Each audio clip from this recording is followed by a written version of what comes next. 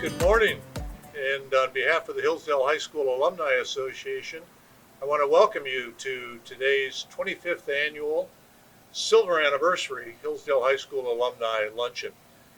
In past years, on this first Saturday of December, for the last 24 years, we have met at the Elks Club in San Mateo.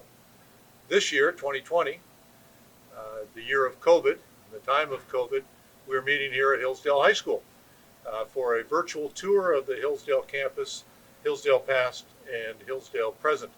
Whether you are a young, mid, or old Knight, we trust that you will enjoy this tour and seeing the evolution of Hillsdale High School's programs, facilities, faculty, student body over the past 65 years. I'm Don Leidig, Hillsdale High School class of 63, past principal, 1990 to 2005, and I will be your tour guide for Hillsdale past. My name is Jeff Gilberts. I have been principal here for the last 16 years. Don hired me 25 years ago as a social studies teacher, and it's my pleasure to walk the campus with you and with Don and talk to you a little bit about what Hillsdale High School is like in the year 2020. So we're standing outside of Sir Cedric's Court in a space that a lot of you might not recognize. The administration and counseling buildings are now to our left, and Hillsdale High School has changed in a number of ways since you were here, including our student population. Hillsdale High School now is home to about 1,650 students, and this is the first year in the school's history where our Latino population has actually passed our white population. We're about 35% of each of those groups. And we also have about 30 languages spoken on campus at this point. Our Asian population is about 18%, our Filipino population about 7%, and then we have students from all around the world at Hillsdale High School. The diversity is really one of the things we're most proud of and one of the things that makes this school so special.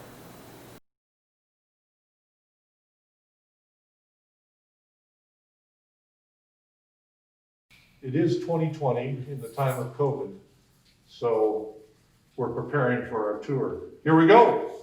Students no longer have to go to computer classrooms to work with our computers. So I want to thank Donors Foundation and the district for providing that resource for our students. As we move down this hallway, the old Knights will remember a cross hallway that came through right about here and entered here on our left to the library, yep.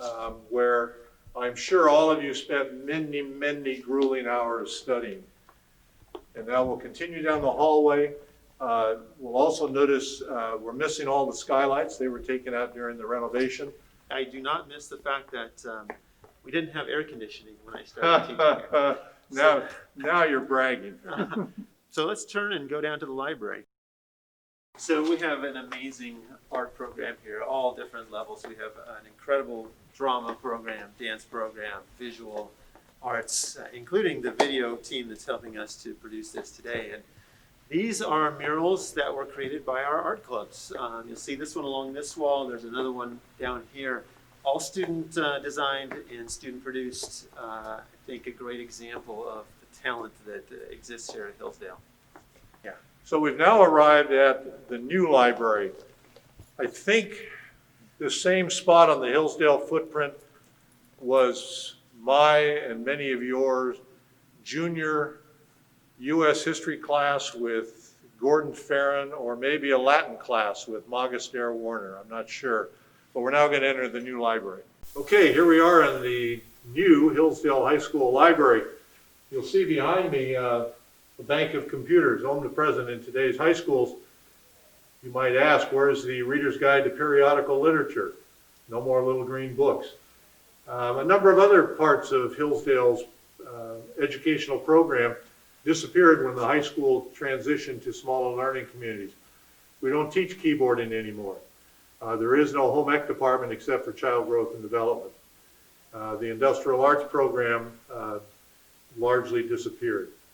So there have been enormous changes from what certainly the old Knights and even many of the mid-Knights will remember from Hillsdale High School. As the school transitioned to smaller learning communities, and Jeff, maybe you could take a few minutes to tell us about the new program. Yeah, the changes that we've undergone as a school in the last 20 years, really, Don was instrumental about 20 years ago in creating some conversations about what we needed to do to meet the needs of our really significantly changing demographic population and the needs of students in the 21st century. And so I was fortunate to be here at a time when a number of teachers were really asking hard questions about what a really high-powered, effective school would look like. And we were able to join forces with the Stanford School of Education and think about re-envisioning school. And as we really looked at the model, especially at traditional public high school, we kept coming back to the idea of relationships and personalization, how we could get to know our students better. We wanted to do curriculum in a different way. We wanted to do projects. We wanted to involve students in their education. And the old school model simply wasn't working. In the end, we came to a model called small learning communities. And just the basic design is as freshmen come into our school, we divide them into cohorts or groups of students. Our basic model is about 110 students in a house or a small learning community. We currently have 4 of those small learning communities at Hillsdale in the 9th and 10th grade: Marrakesh, Kyoto, Florence, and Oaxaca. All of those houses named after cities of art and culture from years gone past, from the Middle Ages, the time of the knights. And so as 110 students are put into a small learning community, they're given 4 teachers. Those 4 teachers teach in biology, English, social studies, and math. And so those teachers create a team for those 110 students. Those teachers all teach the same students and all have a release period during the day to work on their the curriculum and on what's at the center of our program, which is advisory. Every student at our school from 9th through 12th grade has an advisor that they meet with every day, a teacher who in the 9th and 10th grade is also one of their core teachers. Those teachers then stay with the students for 2 years and become a house, or really a family. So in Marrakesh, there's a 9th grade team and a 10th grade team. It's had some pretty dramatic impact on the culture of the school. A few years ago, the state of California did a pretty significant survey of all students and staff at every school, and Hillsdale High School on the school climate report card scored in the 99th percentile. That means we were at the very top in terms of how students felt about being at school, their sense of safety, and their sense of knowing the adults on this campus. That's a direct result of our small learning communities. As students then grow into the 11th and 12th grade, they get a new advisor and they get a new set of core teachers who stay with them in the 11th and 12th grade. Students have a lot more choice in the 11th and 12th grade, and so the core is really in their English and social studies. Our students take a range of different advanced placement science classes and math classes. Over a third of our students are taking calculus. So the academic demands have gone up dramatically, and our small learning community model has really been able to support students to the point where now 73.5% of our students last year graduated eligible to attend a 4-year school in the UC or CSU system. That's up dramatically since the time we created small learning communities, and is really at the top of our district in terms of that statistic. Really proud of the work that we've done to create small learning communities, and wanted you as alumni to know a little bit about the school that's happening here in 2020. Here we go past another lovely mural. Again, I guess, Jeff, the art club? Yep, art club, 3 years ago. Great. And we're headed out and going to turn right to the balcony overlooking the Great Court. And that's where certainly the old knights and the midnights are going to remember being able to look over the Great Court. We'll be going by what used to be language labs, foreign language, now world languages, as well as the safety ed classrooms, and a lot of lockers. Alumni, when they come back, enjoy saying, "My locker was right there." Those lockers are all removed and new now. We're now standing on the balcony looking out over the great courtyard. You might notice 2 things. Number 1, there's some desks behind me, and number 2, there are no students here. So it is obviously during a pandemic. We miss the students. It's a very different feel without the students here. But we are bringing some students on to campus in small groups, about 12 students each at this point. To support them, we're focusing on our ELD students. Those are our English language students who are non-English speakers who really need the support in order to be successful. One of the things we're really, really proud of is our program for our special education students with a focus on our autistic students. And these are students who come to us and are not on a diploma track. We have about 50 students in that program, and we designed an amazing center for them to learn and develop, and they really are an important part of our campus. So we love that section of the school now. The courtyard itself, in some ways, looks very similar to the way it did 40 or 50 years ago. Very similar, fresher, newer, new paint, new pavement, but I think Ray Ali, who stood there for 25 years on the bridge of his ship, would certainly recognize it. 2 giant pine trees that were here from the beginning, and Jeff just told me, unfortunately, that they are diseased and are going to have to come down in the next year. If there's any woodworkers watching this video, let us know. A lot of good wood there, stone pine.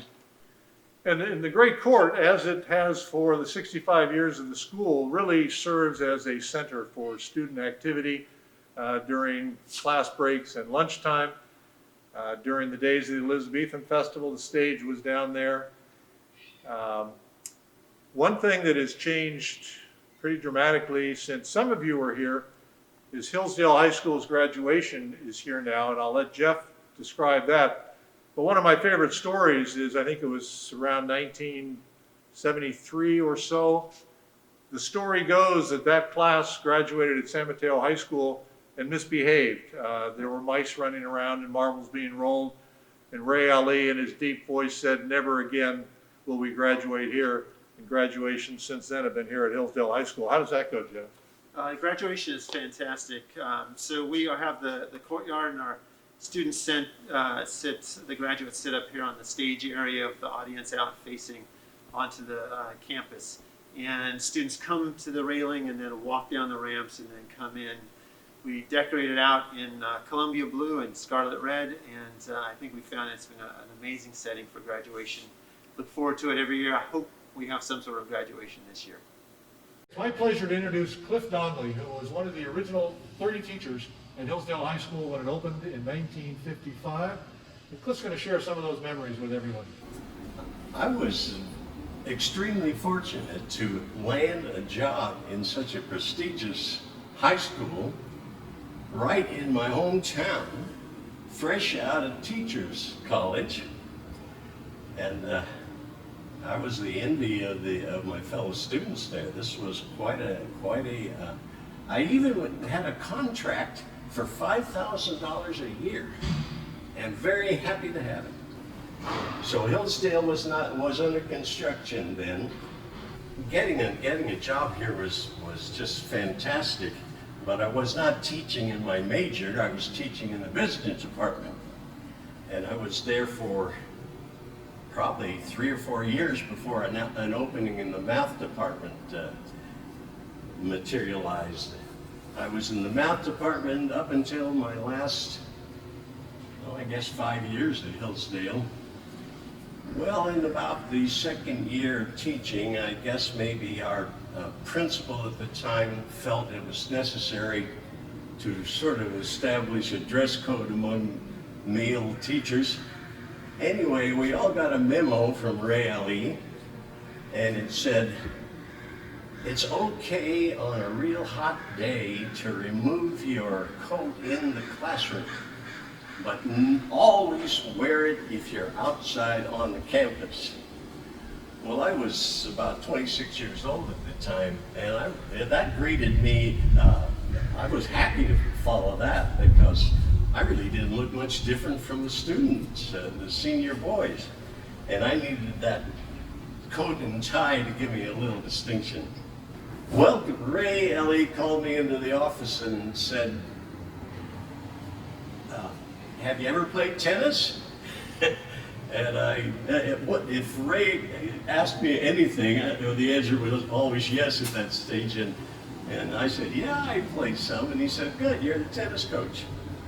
So after a few years as the tennis coach, a team really materialized that had a lot of talent. On that team was a young man named John Holdren. He played third position. We had an opponent in the league, that was Burlingame High School, actually my alma mater. And they had a tennis club right in their own backyard, and their players were all professionally trained and such. But when they came down to Hillsdale to play on our courts, it was one of those magic days in sports where you just not going to lose. And now I think we are going to head down the ramps. We'll go into the little theater where Don Ralston directed, and Vanya Morris, and many since then. We are now standing in a little theater. The chairs are the same. They've been refurbished, and we brought them back, but a lot of the rest of the facility is very different. But it's still home to some amazing performances, from jazz concerts to our spring play. Unfortunately, those performances are not live this year, but Allison Gamlin, our amazing drama instructor, is putting on a virtual play called Almost Maine, which is actually running right now, and you can go on our website, hillsdaledrama.com, and buy tickets, or actually watch it for free, and we hope you take advantage of that. Our early drama directors, I mentioned earlier, Don Ralston and Vanya Morris, would be very envious of this facility. I taught English. I loved also teaching drama. The HIT program was something that was a lot of fun. I taught leadership training, a class that I started that I loved to teach. It was great with the kids there. I also liked being UASB advisor. And then probably one of my fondest memories is the Elizabethan festival that we had at Hillsdale. I think I went into teaching because I wanted to have an impact on kids' lives. I wanted to make a difference. I liked the creativity at Hillsdale. Kids were great. I had a lot of laughs there. On Wednesdays, we had a 2-bit HIT show, like for 25 cents at lunch. Kids would come in and watch HIT perform. I hope there'll be some out there who can remember those days. It added a lot. It was almost like a separate theater art, actually, where you have your big, large theater that used to be just a cavernous auditorium that seated about 900 people. It was a big, dark hole with a big old stage. The little theater, I think, is probably pretty much stayed the same. The big difference is the technology. We had the old deals where you change lights from a sideboard, where you pulled the levers up and down, just like the olden days. So with technology now, they don't even resemble each other whatsoever. We're happy to have Allison Gamlin, who's our current drama instructor, and she's going to talk to you a little bit about our visual performing arts program and the work that we do, particularly in drama. Hi, I'm Allison Gamlin. I'm the drama teacher here at Hillsdale High School, and I also direct the musical and the play. The lights go down and the audience just goes wild with applause.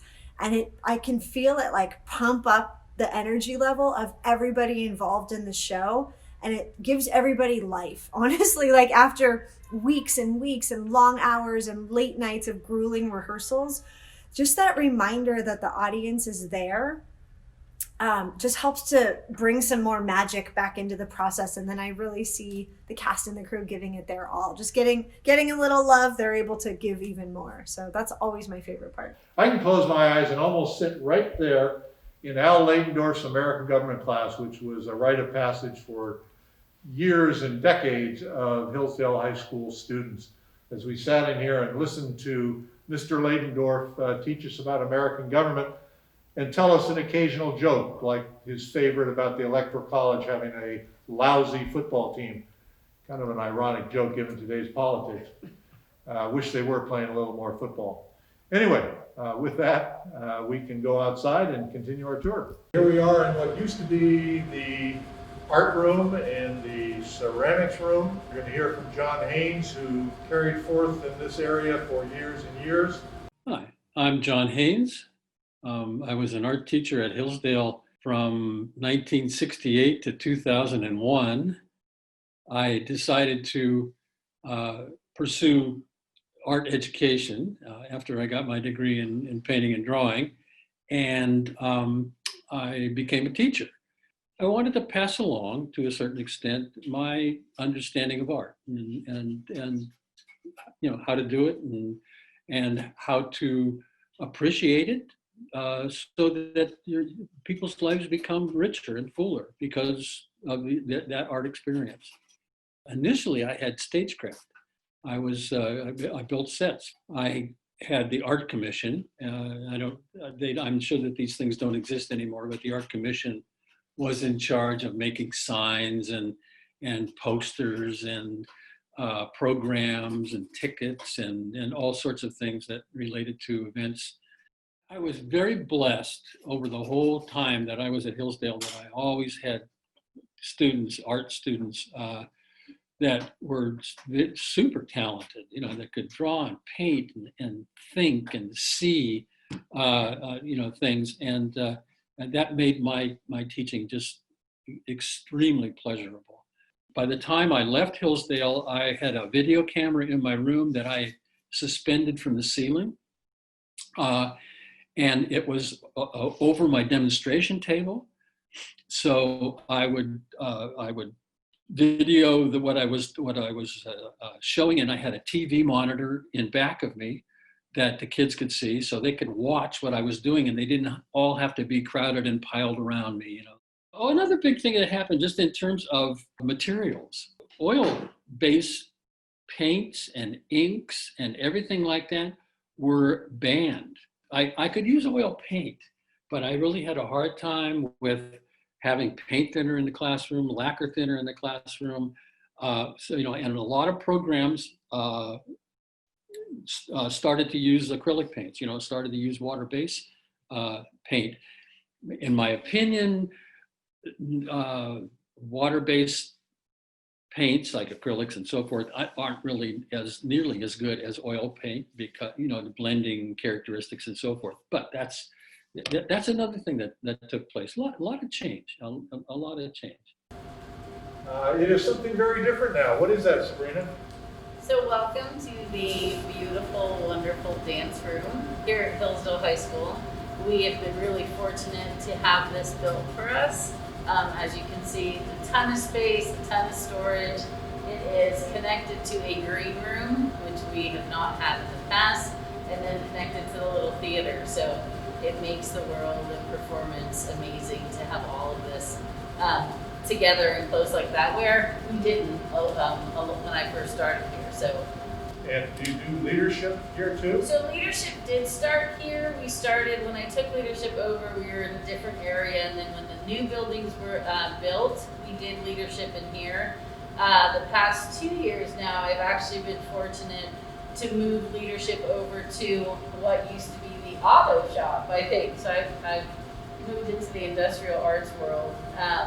And so it's a very big room in which we get to keep all our things in there and have our meetings and plan all of our activities. So we bounced from what used to be the welding, what was it? It was called welding, right? Metal shop. Metals, that's right. That's where I started in Keith metals. Gordon's world. I came over here in art, and now part of what I do is over in what used to be auto.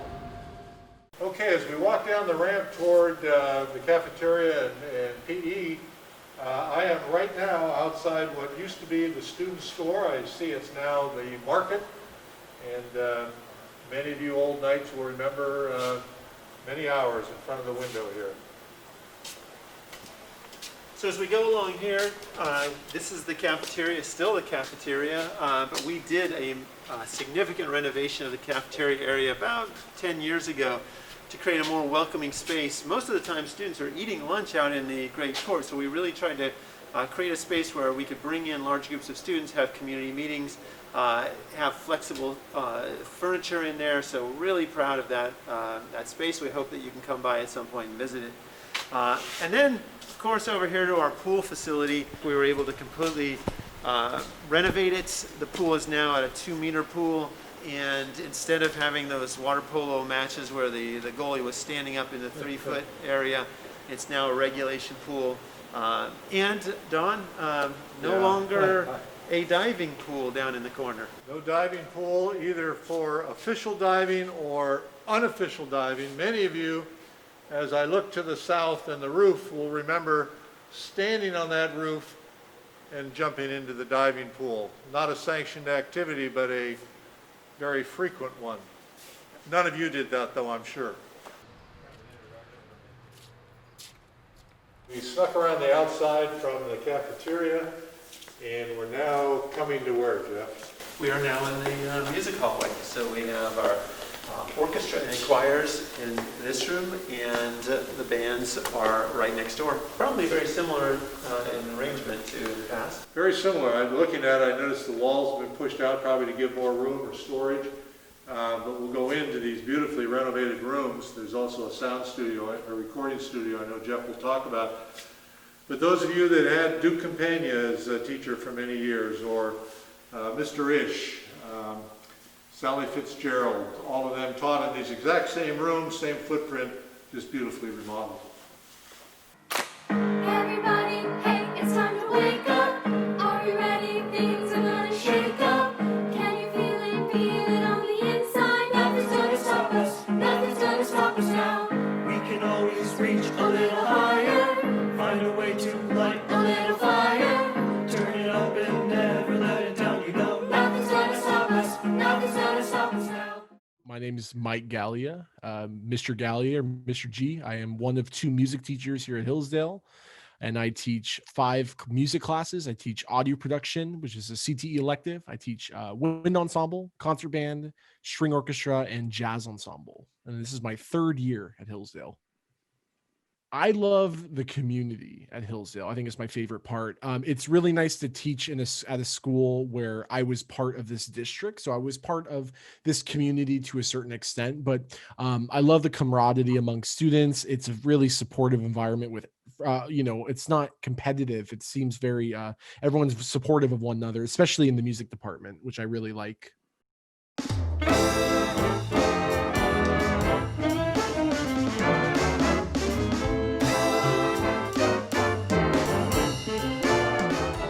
Go Knights. Check out our Hillsdale virtual winter concert. It's going to be December 18th, Friday, December 18th at 7 p.m.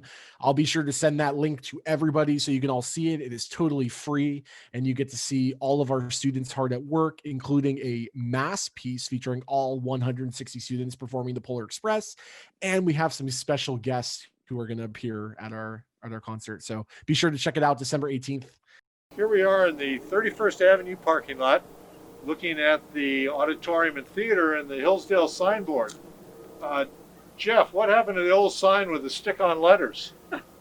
We have upgraded to our marquee. The neighbors love the lights at night, but they're generally patient with us, so we appreciate that. And behind us, the new exterior of the auditorium, that was renovated now a decade ago, and so we're going to get a chance to walk into the foyer, and then you'll get to see inside of this really amazing facility, home to a number of fantastic shows, including Night Moves and our dance program each spring. And for those of you who performed on the Hillsdale stage, and during your performance, the director said you've got to move from stage right to stage left, and you went out in the rain to do it, we now have this lovely pass-through where you go protected from the elements. So let's go on inside.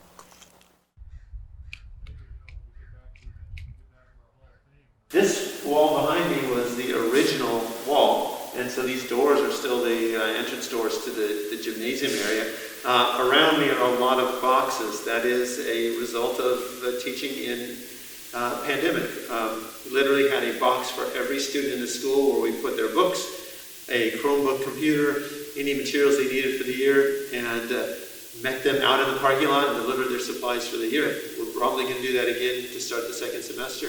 But this facility is wonderful, as you can see, and the gateway into our Homer Zugelder Gymnasium and to our Hall of Fame. And the Hall of Fame, if you didn't know, is the Leidig Family Hall of Fame, named after Don Leidig, in a ceremony. It was really a wonderful event for the school and a fitting tribute to Don, who has been here for a few years attached to the school. So welcome to the Zugelder Gymnasium and to the Hall of Fame area.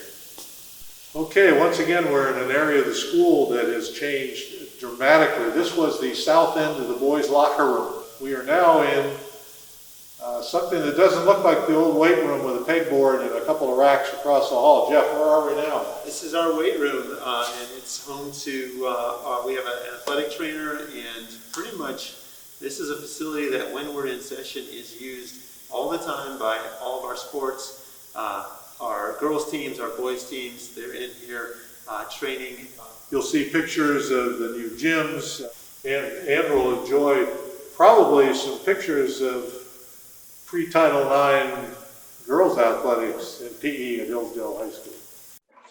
The only subject I ever taught was physical education, and it's been my life, and it was the most joyful profession I could have thought of, because I was a tomboy and I loved to be outdoors and indoors as long as I was active. When I first got the job, the campus was new. I don't know, maybe a year. And when I saw that courtyard ending up in a pool that was a whole story down, I just couldn't believe my eyes. I thought I was in a country club. Volleyball was my first big surprise. It happened during the time I was teaching. It went from la-di-da volleyball to a really slam dunk. And I was so happy it became a sport where it was very competitive and very hard work to win. I mean, it was tough. I just loved it when volleyball became competitive. It was so wonderful. We had stick-to-itiveness, which means that the five of us were in the same department for many years. I was at Hillsdale for 10 years, and we never changed our department at all, hardly. Well, Mildred Fox came from Burlingame, and she was the head of the department at Hillsdale when I arrived. And then Diane Clough was mainly basketball, and she was there the whole time. And then I was there too. And Mrs. Pliska, she was a field hockey, a field sports gal. She took most of those classes. We did get our choices mainly, because we always worked it out, so it worked out. And then mine was dance and tennis. It was a great school. I'm sure it still is from the reunions that I go to every year. It's been a pleasure talking with you.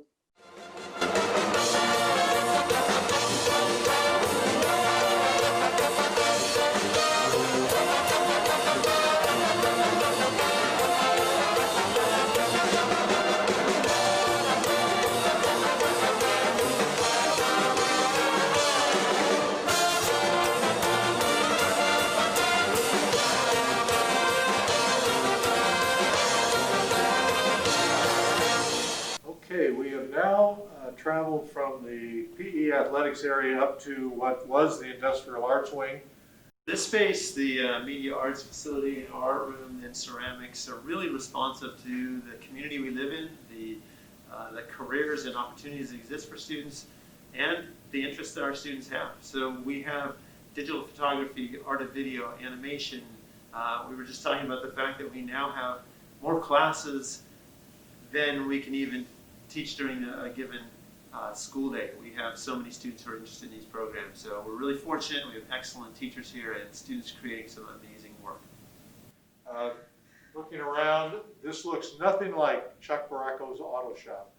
My name is Charles Barreco. Normally, my name is Chuck. I started teaching at Hillsdale High School in September of 1960. I have been teaching for 35 years. During those 34 years. During those 34 years, I was teaching in the auto shop, and I was also teaching safety education. And then when it got to a few years down the road in my teaching career, we started a new class called Applied Physics.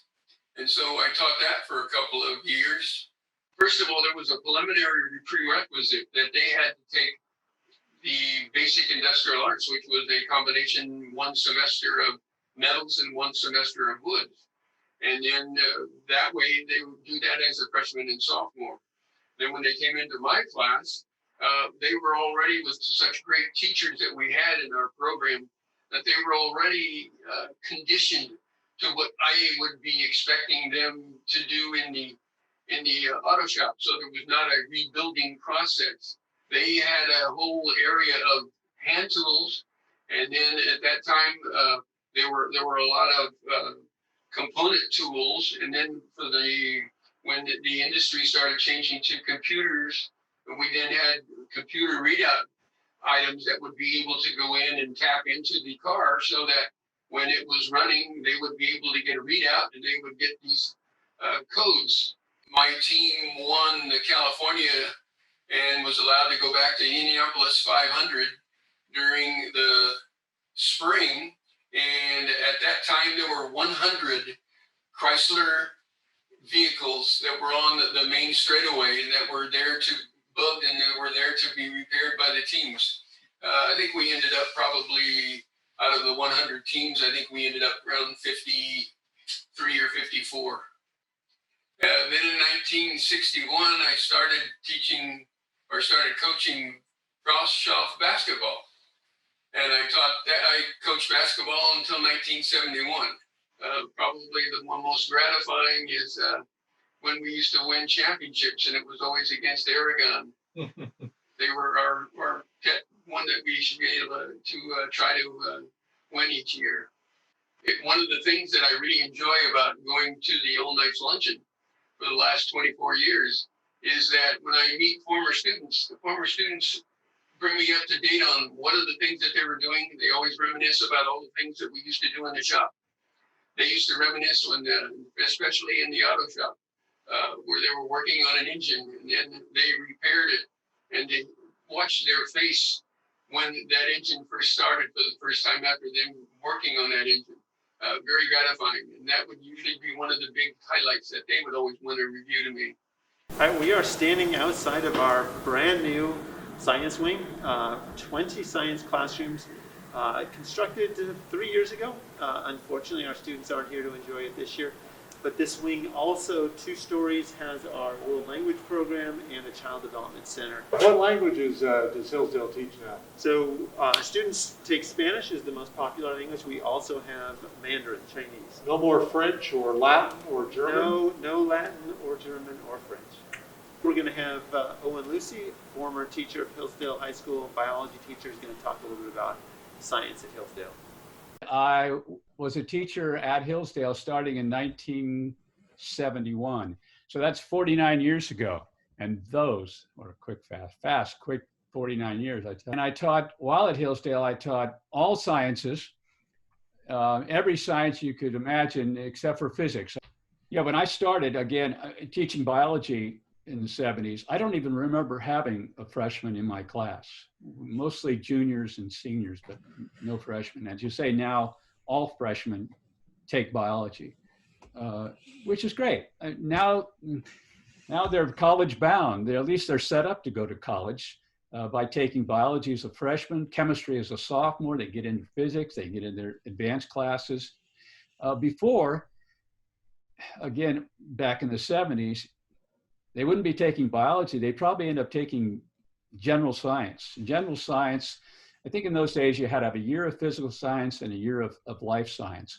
In general science, you had a semester of physical the first, and then the second semester was life science. It was taught by Pete Pitkin, probably the most organized teacher in the district, maybe in US history.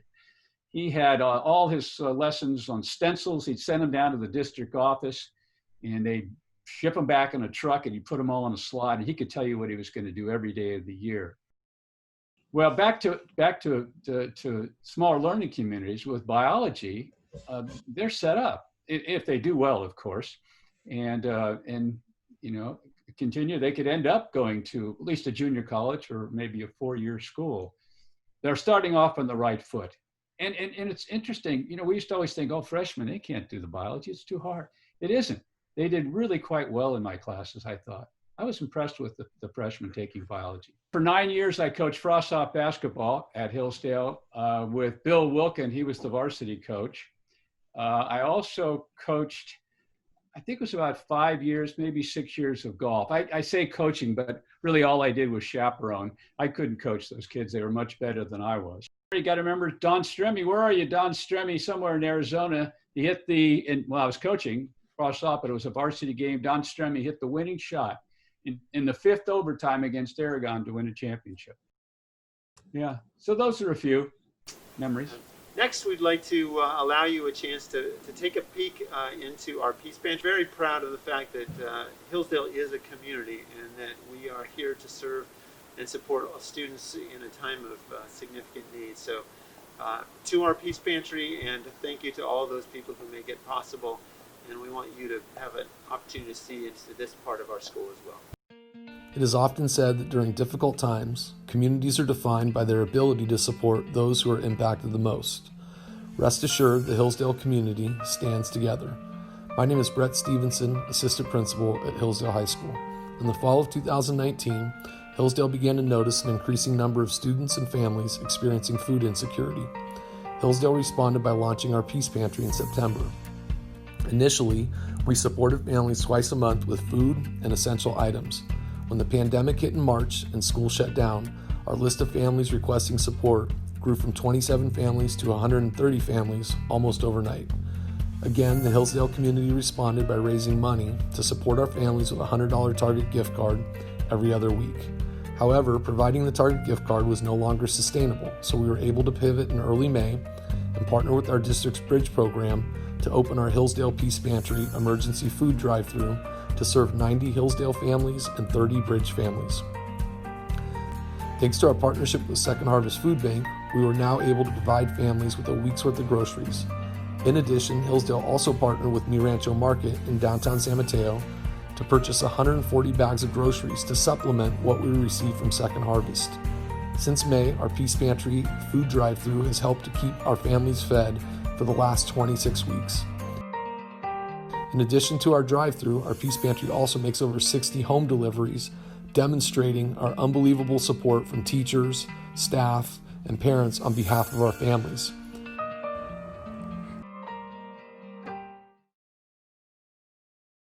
Okay, so that brings us to the end of our tour of Hillsdale High School past and present. We hope you've enjoyed it. And we would like to thank the man behind the camera, Hillsdale student Jojo, and the teacher who's made this possible, Sally Rain. Thank you to both of you and the people that are going to be doing the editing. We are now going to go to the third phase of our luncheon, which are the mini class reunions that will resemble the time you spent around tables at the Elks Club. So we hope you enjoy that as well.